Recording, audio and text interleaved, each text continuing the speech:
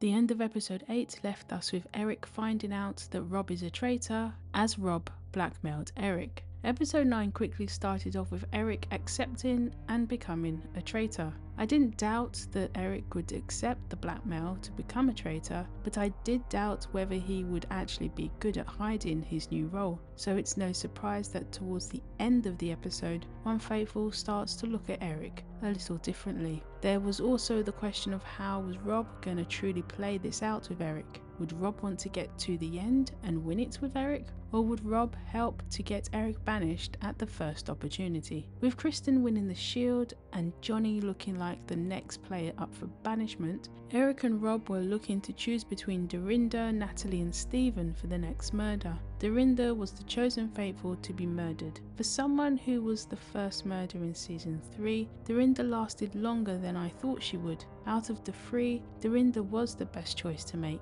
Unlike Natalie and Steven, we didn't really hear the faithfuls bring up Dorinda's name as someone they suspected. Before the mission, I was wondering at what point would the faithfuls question why Rob is still in the game. Looking at what they know, Rob was heavily involved in the banishing of Lisa. Candice's failed attempt to swing votes in Rob's direction and the overall trust the faithfuls have in him would make any traitor want to get rid of him, because Rob would be seen as super faithful, possibly to the extent of being the faithful of all faithfuls. Instead, some faithfuls were looking in Steven's direction, though I would ask Steven why he thought he was going to be murdered when he was previously a name up for banishment.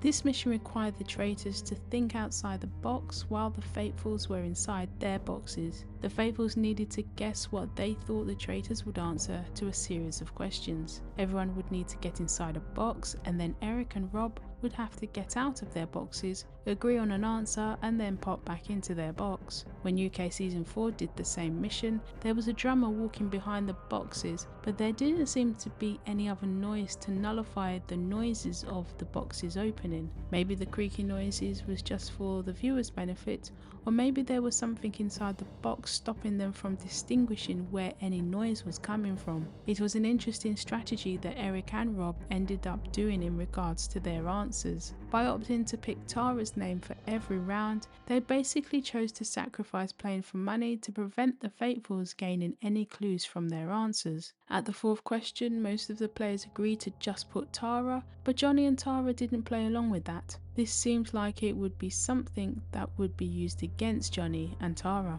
At the end of the mission, they added $5,500 out of a possible $18,000 to the prize pot. Not their best attempt to increase the money. Alan had one extra little twist in store for the players. The traitors would need to pick 4 players to put up for murder, and the chosen 4 would be locked in their boxes. As Eric and Rob agreed that neither of them would go on the list, the chosen 4 were Kristen, Johnny, Natalie and Tara. The traitors made the best decision by not putting either of themselves on the list, because 9 times out of 10, the faithfuls think a traitor has put themselves on the death list. Why bother to hand yourselves on a plate for them? I'm surprised they didn't put Steven on the list, but with Johnny being more heavily suspected at the start of the day, I can understand why Johnny was in there.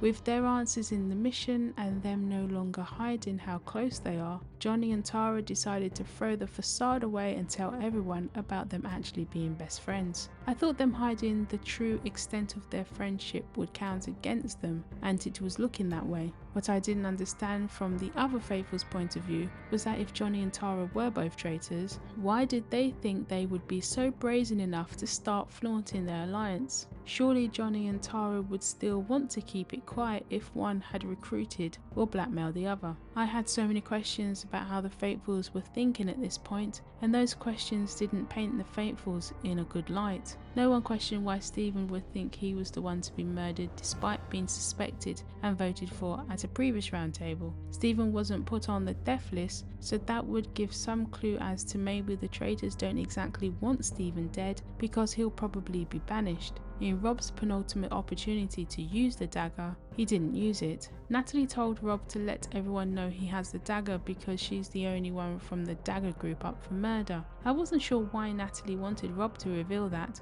and I was trying to rack my brains to see if I had missed something.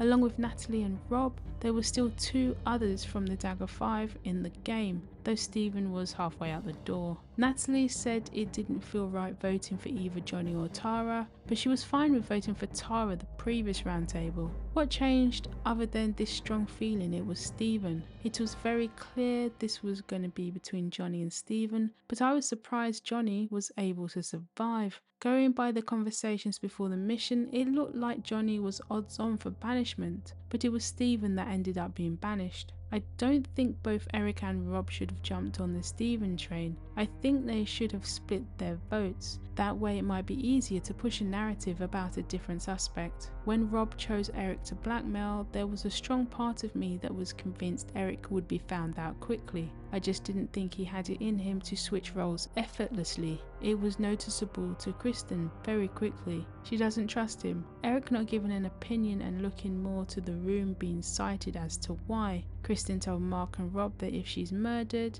then they should look at Eric. This leaves Rob in a very interesting spot. Does he try to help Eric, or does he cut his losses and pivot to help get Eric banished? The 4 shortlisted players had to go to the dungeon and turn the handle of the jack-in-the-box, which would tell them their fate. Whoever got the box with the traitor popping out would be the murdered faithful. Getting rid of Kristen would be a big risk, but there's an equal risk in keeping her in the game. Johnny might still be on some people's list for banishment. Do the faithful circle back to Natalie as a suspect, or will the traitors get rid of her? The safest option would be to get rid of Tara, but as she's not very good at the game, the only threat she poses is the voting block with Johnny. It might be better not choosing Tara and going for Natalie. This would be a pivotal decision that could have unfortunate consequences for the traitors.